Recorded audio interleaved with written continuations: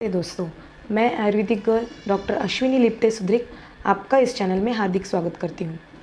हम आयुर्वेद से जुड़े अनेक टॉपिक्स पर वीडियोस बनाते हैं जो कि आपके डेली लाइफ में आपके लिए बेनिफिशियल हो सके। पिछला वीडियो हमने जो ऋतुचर्या के सीज़न में बनाया था वो था ग्रीष्म ऋतुचर्या, समर की लाइफस्टाइल। अब आज का टॉपिक है अभी के जुलाई, अगस्त और सितंबर का जो काल है वो है वर्षा ऋतु में हमारा डेली रूटीन, हमारी लाइफस्टाइल, हमारा खान पान, हमारे सभी एक्टिविटीज़ कैसे होनी चाहिए। अभी बाहर का जो वातावरण है, कोविड-19 इस महामारी की वजह से सभी लोग अलग अलग शारीरिक मानसिक समस्याओं से झगड़ रहे हैं, आर्थिक समस्याओं से झगड़ रहे हैं। इसके लिए हमने पिछला वीडियो डिप्रेशन इस टॉपिक के ऊपर बनाया था, उसे भी आप लोगों ने बहुत ज़्यादा पसंद किया, उसके लिए बहुत बहुत धन्यवाद। चलिए बढ़ते हैं आज के टॉपिक की ओर।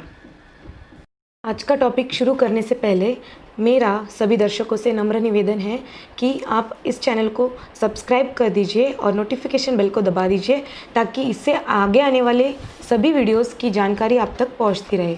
आपका प्यार ऐसे ही बनाए रखिए।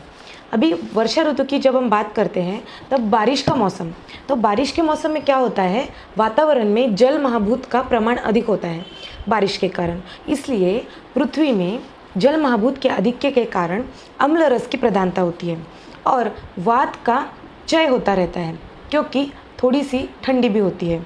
उसके साथ साथ पित्त का क्षय होता है। अगर वर्षा ऋतु का प्रकोप अधिक हो गया तो वात का प्रकोप हो जाता है। इसलिए जिन लोगों को वात से जुड़ी बीमारियां हैं जैसे कि संधिवात, वात व्याधि,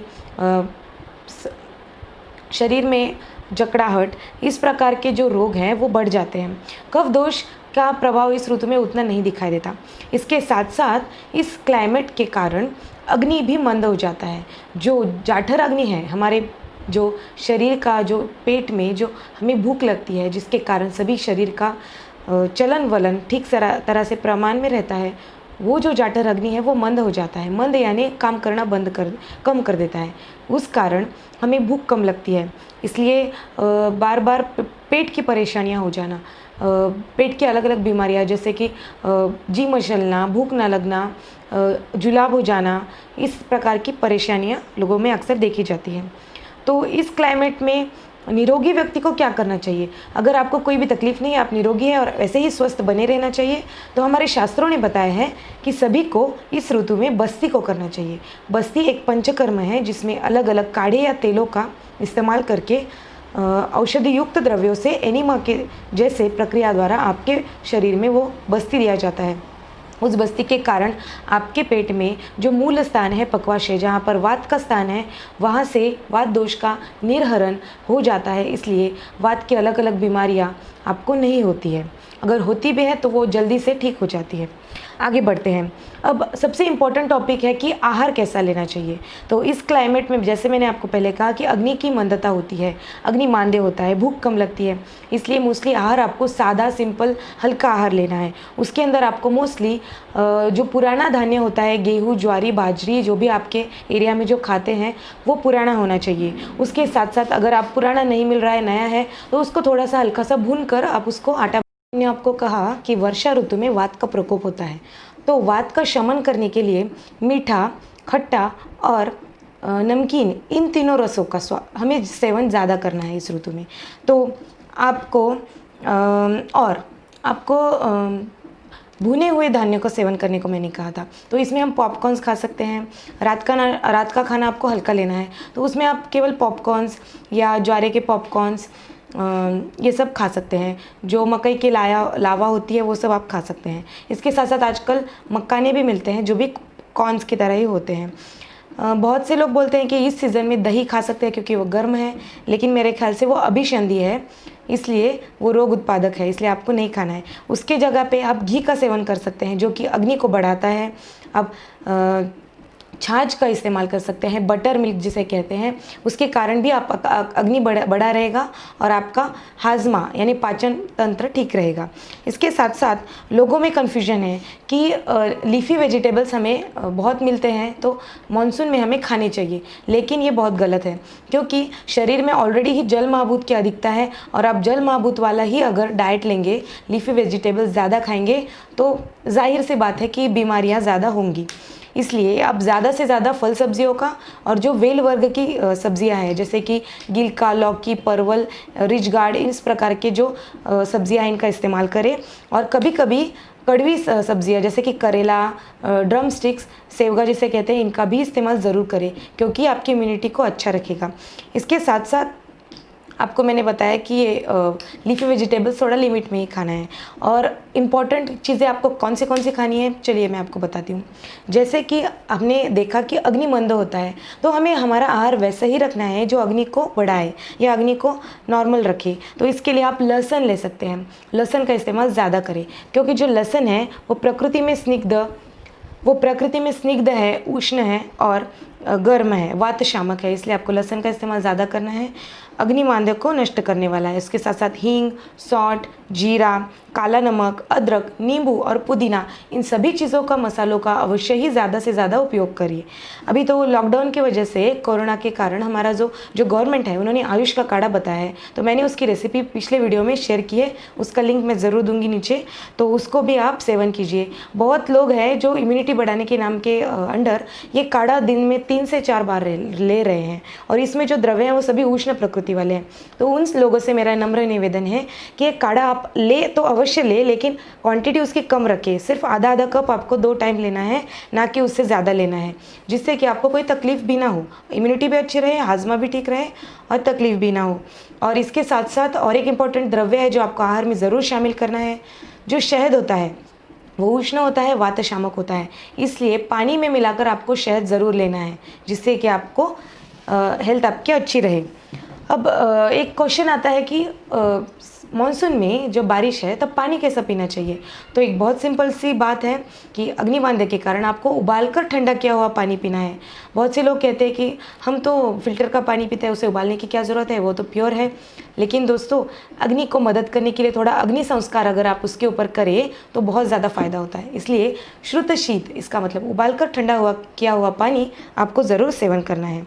अब अनुपान की ओर बढ़ते हैं। अनुपान, इसका मतलब खाने के बाद जो भी लिक्विड आपको लेना है, कुछ मीठा खाया, नमकीन खाया, उसके ऊपर कुछ आपको पीने की इच्छा हो रही है तो आपको अनुपान के तौर पे, या दिन में कभी पीने की इच्छा हो रही है कुछ ड्रिंक या लिक्विड, तो क्या लेना है, जो दही लगाते हैं उसके ऊपर जो पानी होता है उसे मस्तु कहते हैं, उसको लेना है और उसमें आपको चुटकी भर पंचकोल डालना है। पंचकोल में आता है चव्य चित्रक, शॉट, पिंपली और पिंपली मूल। ये आपको किसी भी आयुर्वेदिक स्टोर में इजीली अवेलेबल हो जाएगा।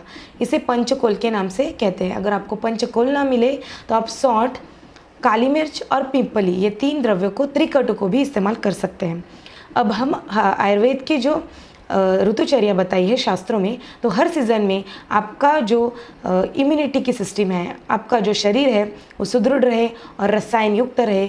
इसका मतलब जैसे कि इम्यूनिटी बूस्ट करने के लिए कुछ आप लेते हैं, मॉडर्न में जो मल्टीविटामिन्स वगैरह लेते हैं, आयुर्वेद में उसे रसायन इस शब्द से डिनोट किया है।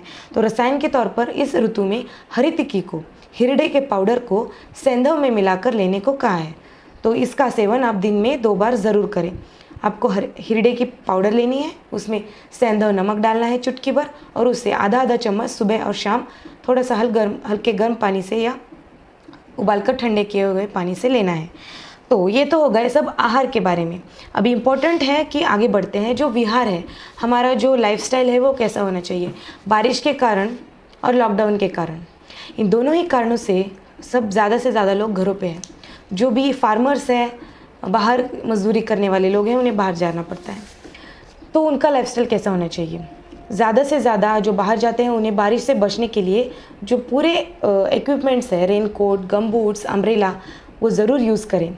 जब भी आप भीग जाते हैं बारिश में तो अपने शरीर को ज़रूर ही ड्राई करें, क्योंकि अगर आप गीले कपड़े पहनते हैं तो फंगल इन्फेक्शंस या अनेक तरह के जो कफज विकार है वो होने का डर रहता है। इसके साथ साथ सुबह से शाम तक आपको ऐसा आहार विहार रखना है कि जो आपके वात को ना बढ़ने दे। विहार में इम्पॉर्टेंट बात है कि सुबह उठने के बाद आपको नहाने के वक्त शरीर को थोड़ा सा रगड़ना है। आप टॉवेल से या किसी नैपकिन से शरीर को रगड़ें। उसके बाद जो गर्म तासीर वाले उपटन है, जैसे कि हल्दी, दारू हल्दी, आम्र हल्दी, इस प्रकार का जो चूर्ण है, इनको आप उपटन में मिलाएं या ज्वारे के आटे में, बाजरे के आटे में इन चीज़ों को मिलाएं और इससे आपको शरीर रगड़ रगड़ के उपटन के तौर पे लगाकर फिर गर्म पानी से नहाना है। ये बहुत ही इंपॉर्टेंट है। इस सीज़न में नहाने के लिए गर्म पानी का ही सेवन करिए, क्योंकि उससे ही वात का शमन रहेगा।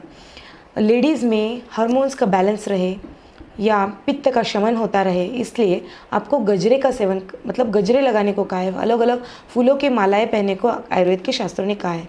वैसे भी निसर्ग में बहुत सारे फूल, जैसे पारिजात के फूल है, मोगरे के फूल है, गुलाब के फूल है, निसर्ग में इजीली अवेलेबल है और उसका वही प्रयोजन है कि जो निसर्ग में है वही हमारे शरीर के लिए बेनिफिशियल है। इसलिए देखिए, इस सीज़न में जामुन आते हैं, वो भी मिलते हैं। इसके साथ साथ बहुत सारे फूल हैं, इसका भी इस्तेमाल आपको करना चाहिए। तो उसके आगे बढ़ते हैं। आपको मॉइस्चर की लेवल जहाँ भी आप रहते हैं वहाँ कम रखनी है, इसलिए आपको एसी का इस्तेमाल नहीं करना है, कूलर्स का इस्तेमाल नहीं रखना है। ड्राई रखने के लिए आप फ़ैन का इस्तेमाल थोड़े बहुत प्रमाण में कर सकते हैं। रात को जो लोग जागते हैं, रात्रि का जागरण ये इस ऋतु में निषिद्ध है, रात को नहीं जागना चाहिए। इसके साथ साथ कौन सी चीज़ें आपको अवॉइड करनी है? नदी का पानी आपको नहीं पीना है, अलग अलग शरबत है, अलग अलग जूसेस है, उसका सेवन भी आपको नहीं करना है।